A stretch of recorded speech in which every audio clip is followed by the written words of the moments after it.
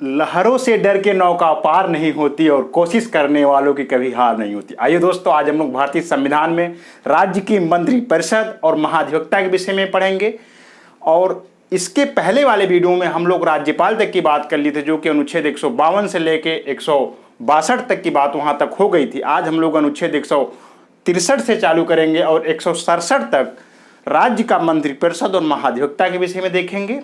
अगर आप चैनल पर नए हों तो चैनल को लाइक, सब्सक्राइब, शेयर करें। Prayagraj GS research centre Prayagraj के यूट्यूब चैनल को आप लाइक, सब्सक्राइब, शेयर करें। आइए दोस्तों, आज हम लोग बात करते हैं राज्य का मंत्रिपरिषद। राज्य का मंत्री परिषद, राज्य का मंत्रिपरिषद और महाधिवक्ता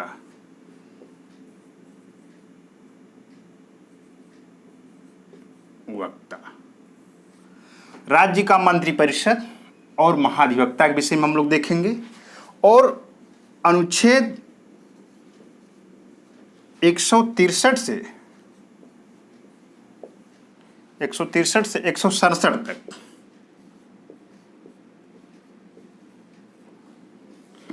अनुच्छेद 163 से 167 तक जो इंपॉर्टेंट प्रावधान है हम लोग उसको देखेंगे।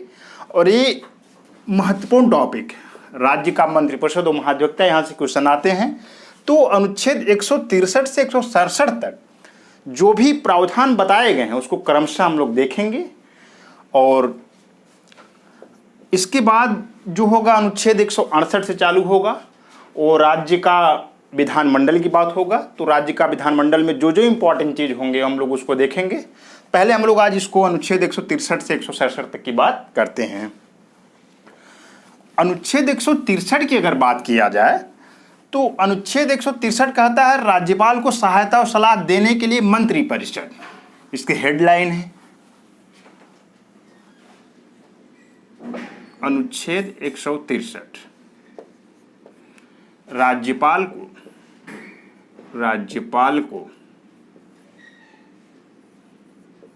सहायता व सलाह देने के लिए,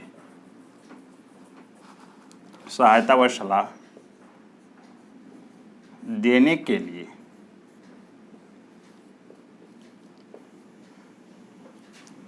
मंत्रिपरिषद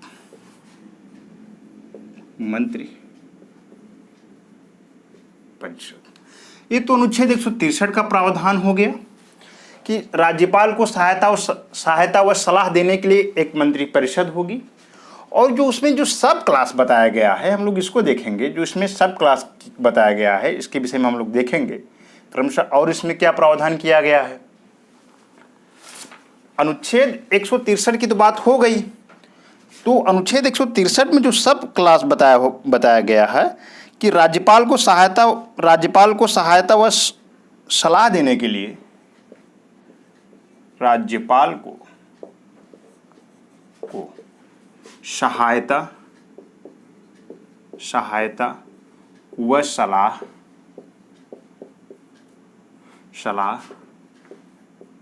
देने के लिए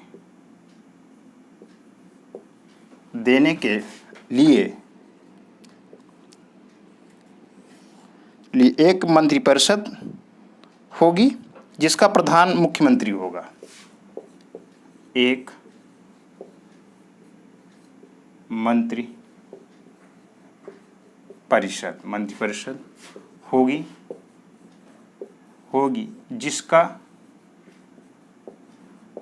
जिसका प्रधान मुख्यमंत्री होगा।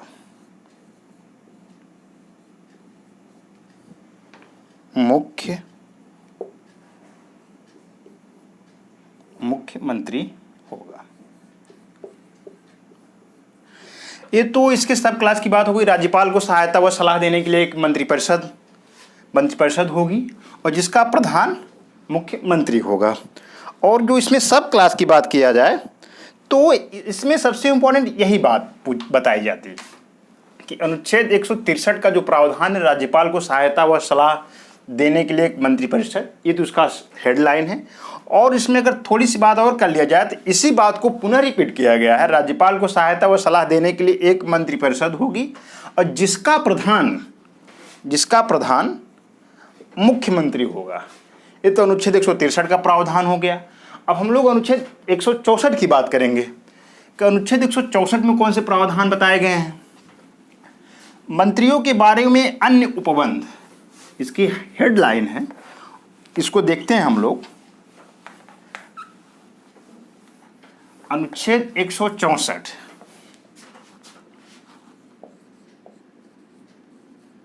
अनुच्छेद 164 की बात करते हैं। इसमें बताया गया है कि मंत्रियों के बारे में अन्य उपबंध, मंत्रियों के बारे में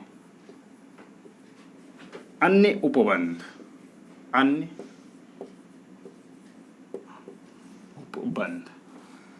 ये तो अनुच्छेद 164 की बात हुई कि मंत्रियों के बारे में अन्य उपबंधित। इसके जो सब क्लास हैं उसको देखते हैं।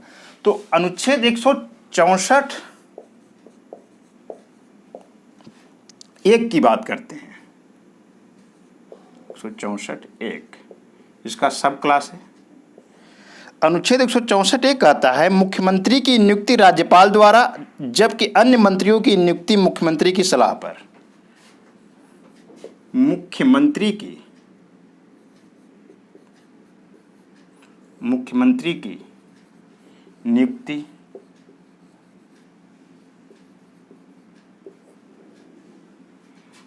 की नियुक्ति राज्यपाल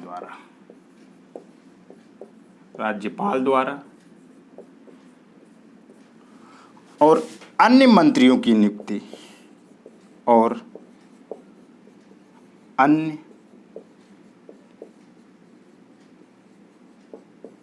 अन्य मंत्रियों की नियुक्ति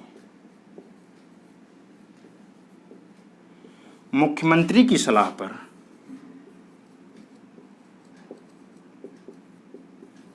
मुख्यमंत्री की सलाह पर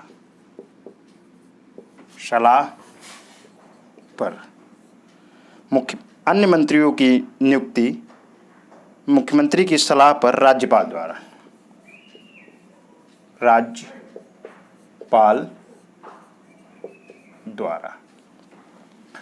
ये अनुच्छेद 164 को देखते हैं।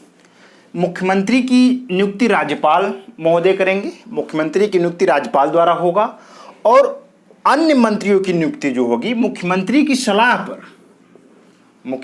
सलाह पर राज्यपाल द्वारा किया जाएगा। तो ये तो अनुच्छेद 164 का प्रावधान हो गया। और इसमें एक बात को और देख लिया जाए, 164 का ही प्रावधान है। इसमें एक बात बताई गई है कि मंत्रिपरिषद के मंत्रियों की कुल संख्या मुख्यमंत्री सहित उस राज्य के विधानसभा के सदस्यों की कुल संख्या का 15% से अधिक नहीं होगा। मतलब कि उस राज्य के विधानसभा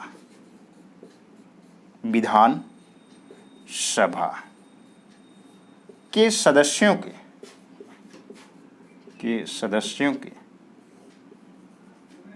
कुल संख्या के 15% से अधिक मंत्रियों की संख्या नहीं होगी। मंत्रियों की संख्या नहीं होगी।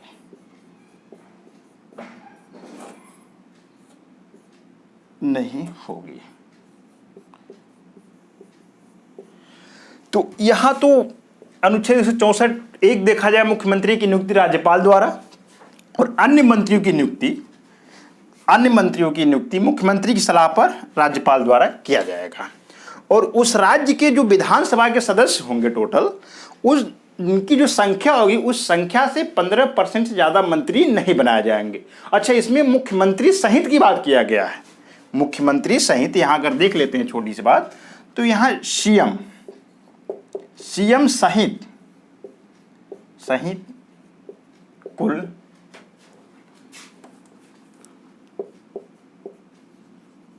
सीएम सहित कुल 15%। ये बात इसी में कहा गया है, जो सब क्लास है इंपॉर्टेंट था उसको रख दिया गया। और राज्य की मंत्रिपरिषद सामूहिक रूप से विधानसभा के प्रति उत्तरदायी होगा। एक बात इसको भी देख लेते हैं।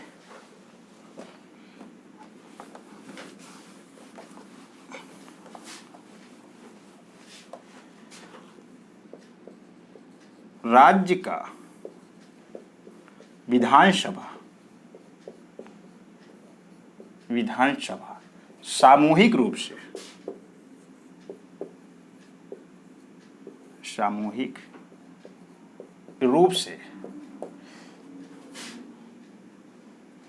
राज्य का विधानसभा सामूहिक रूप से राज्य की मंत्रिपरिषद सामूहिक रूप से विधानसभा की प्रतिनिधित्व होगा। सॉरी यहाँ थोड़ी सी गलती हो गई। राज्य का मंत्रिपरिषद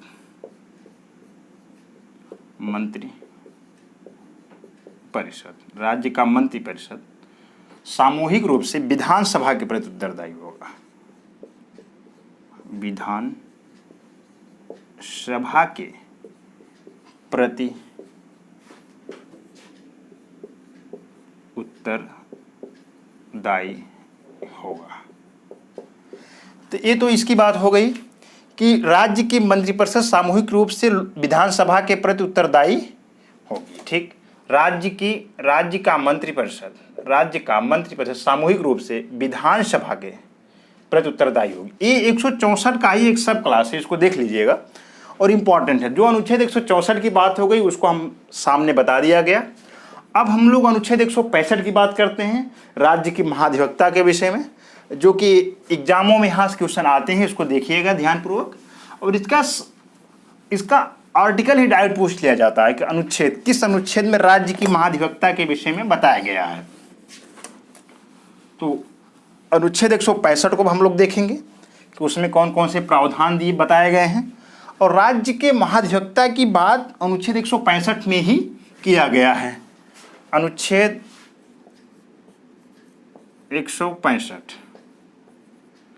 165 की बात करते हैं, तो इसमें राज्य का महाधिवक्ता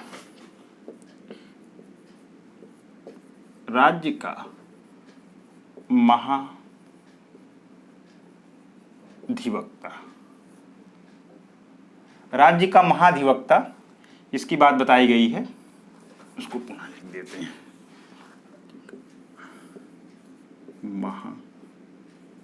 महाधिवक्ता। राज्य की महाधिवक्ता की बात किया गया अनुच्छेद 165 में। इनकी योग्यता के विषय में बताया गया है कि इनकी क्या योग्यता होगा। और ये सरकार का पक्ष न्यायालय में रखते हैं और हाई कोर्ट से जो निचली अदालतें हैं राज्य में, उनको सुनवाई करने को अधिकार होता है। वहाँ अपनी बात को रख सकते हैं, सरकार की बात को रख सकते हैं न्यायालय में, जो भी हाई कोर्ट से निचली अदालतें हैं उस राज्य में। इनका राज्य की महाधिवक्ता की बात किया गया है। और उनकी योग्यता की बात किया जाए तो उच्च न्यायालय में, मतलब हाई कोर्ट में न्यायाधीश बनने की इनकी योग्यता होती है। और ये राज्य सरकार के विधिक सलाहकार होते हैं। राज्य सरकार को मतलब विधिक मामलों में सलाह देते हैं। और उस राज्य के सभी न्यायालय में, हाई कोर्ट से जितनी निचली अदालतें हैं वो हाई कोर्ट में, उनमें इनके सरकार की पक्ष रखने का अधिकार टोटल होता है। ये राज्य की महाधिवक्ता की बात हो गई। अब अनुच्छेद 166 की बात करते हैं। अनुच्छेद 166 में देखा जाए तो राज्य की सरकार के कार्य का संचालन, राज्य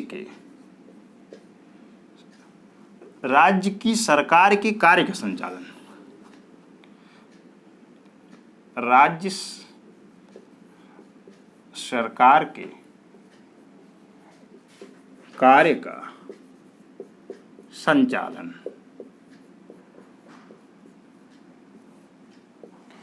राज्य सरकार के कार्य का संचालन, ये संचालन की बात इसमें किया गया। राज्य सरकार के जो भी कार्य होंगे अनुच्छेद 166 के तहत संचालित किए जाएंगे। ये अनुच्छेद 166 की बात हो गई।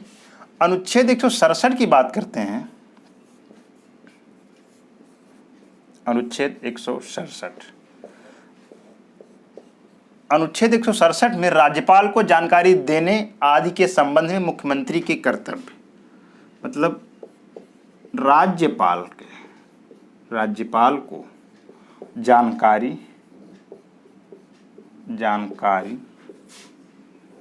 देने के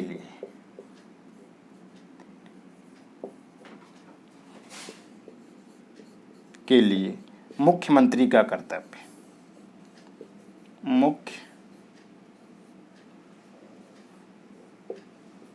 मुख्यमंत्री का कर्तव्य। अनुच्छेद 167 कहता है राज्यपाल को जानकारी देने के लिए मुख्यमंत्री का कर्तव्य, इनके दायित्व की बात किया गया है कि उस समय समय पर जो भी राज्यपाल जानकारी मांगे उसको मुख्यमंत्री महोदय राज्यपाल को जानकारी देंगे। अनुच्छेद 167 की बात हो गई। अब हम लोग अनुच्छेद 168 की तरफ चलेंगे तो इसमें राज्य का विधानमंडल एक हेडिंग आ जाता है। अनुच्छेद 168 से जो आगे इम्पॉर्टेंट अनुच्छेद हो उसको हम लोग देखेंगे कि कौन कौन से आर्टिकल जो एग्जाम के दृष्टि से इम्पॉर्टेंट है, जहाँ से आते हैं हम लोग केवल उसी अनुच्छेद की बात करेंगे। और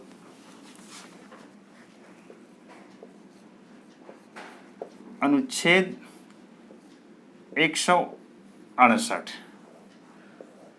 और राज्य का विधानमंडल, राज्य का विधानमंडल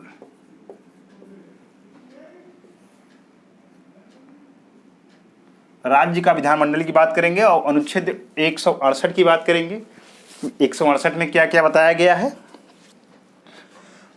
अनुच्छेद 168 की बात किया जाए तो राज्यों की विधान मंडलों का गठन, राज्यों के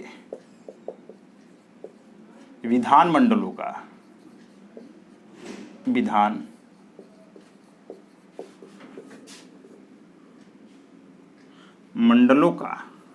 गठन,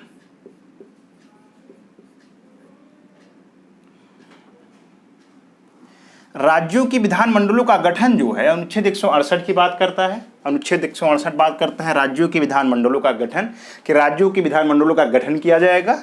और अनुच्छेद 169 की बात करते हैं। अनुच्छेद 169 में बताया गया राज्यों की विधान परिषदों का उत्सादन या सृजन, राज्यों के विधान परिषद